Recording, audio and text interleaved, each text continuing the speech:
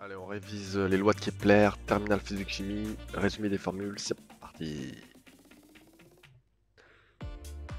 Alors, les trois lois à connaître. Première loi, c'est la loi des orbites. Le centre de chaque planète décrit une trajectoire elliptique dont le Soleil S est l'un des foyers.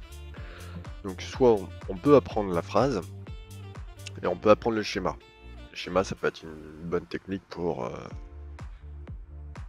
expliquer la loi. Donc, on crée une ellipse. On a le grand axe ici, le petit axe ici. Donc, le grand axe, il vaut 2A. Donc si on vous demande de trouver petit a, c'est le demi-grand axe, hein, c'est la moitié ici. On écrit deux foyers, et le foyer sera occupé par l'astre attracteur, bah ici j'ai mis le soleil. Ensuite j'ai une planète qui tourne, j'ai mis point M. Donc lorsque la planète se rapproche au point le plus proche du soleil, ça s'appelle le périhélie. Et lorsque la planète est le plus éloignée du soleil, c'est l'aphélie. Deuxième loi, la loi des airs. Donc le segment Soleil-planète SP balaie des airs égales au cours des durées égales. C'est-à-dire que pour un même temps, ici il y a le même temps, le segment Soleil-planète balaie des airs égales, donc l'air ici et cet air-là sont de même valeur. Donc ceci, ça nous montre que finalement, que la planète, plus elle se rapproche du Soleil, plus elle va aller vite, et plus elle s'éloigne, plus elle va lentement. Troisième loi, loi des périodes, à savoir démontrer t carré sur a au cube est égal à constante. Donc on va le faire tout de suite. Donc on part sur la formule du temps.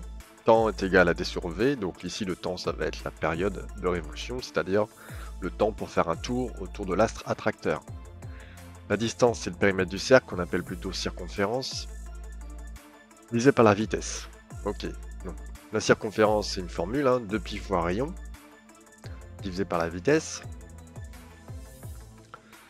Le v c'est quelque chose qu'on calcule en effectuant la deuxième loi de Newton, donc, que je ferai plus tard dans la vidéo.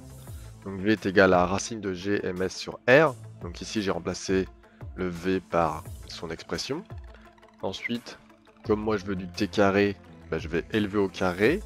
Mais si j'élève au carré à gauche du égal, à droite du égal, j'élève aussi au carré. Donc ça fait le 2 devient 4, le pi devient pi carré, le R devient R au carré. Ici je perds la racine carrée.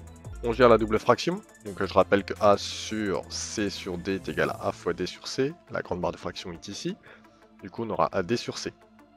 Donc ici T carré sera égal à 4 pi carré R carré fois R, divisé par GMS. Je regroupe en une seule fraction, comme c'est une multiplication, on fait directement le haut avec le haut, donc 4 fois pi carré fois R au cube, R carré fois R ça fait R au cube, le tout divisé par GMS.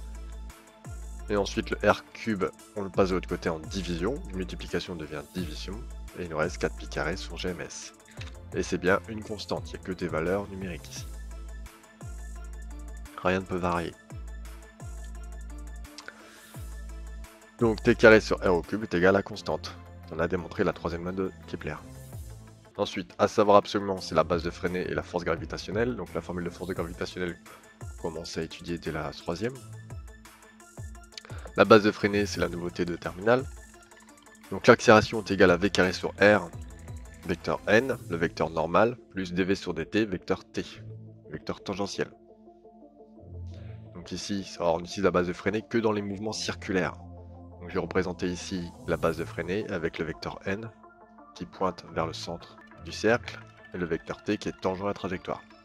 Et le rayon, c'est la distance centre du cercle à l'extrémité.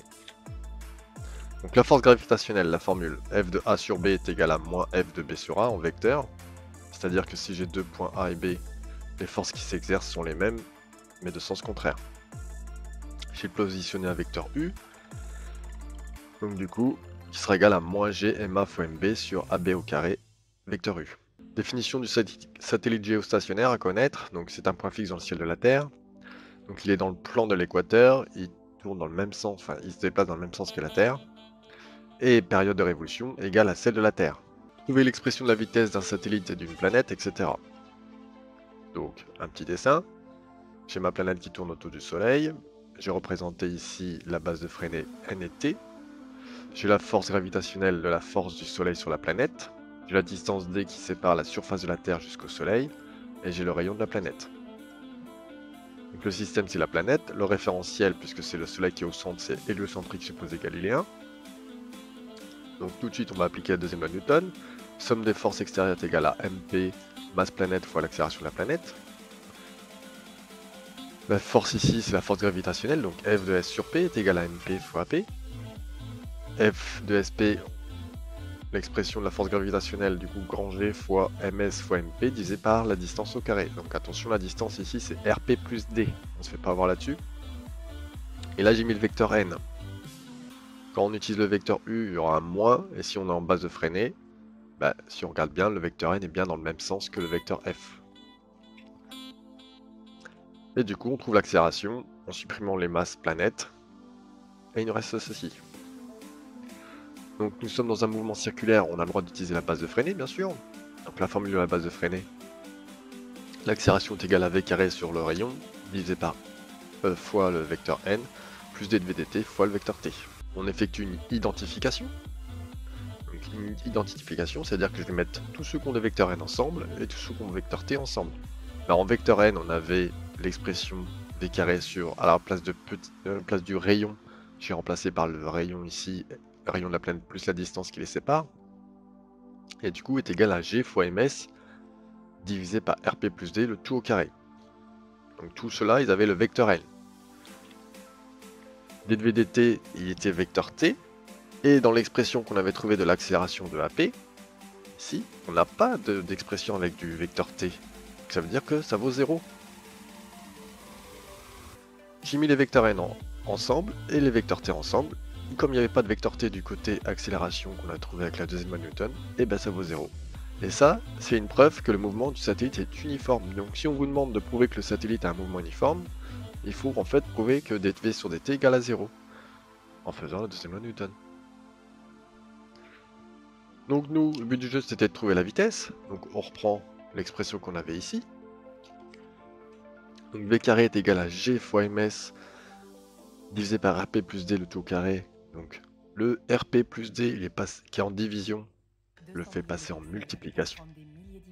Ensuite je vais simplifier, du coup ça fait disparaître le carré. Et du coup pour sauter le carré, je fais la racine carrée. Donc v est égal à la racine carrée de gms sur rp plus d.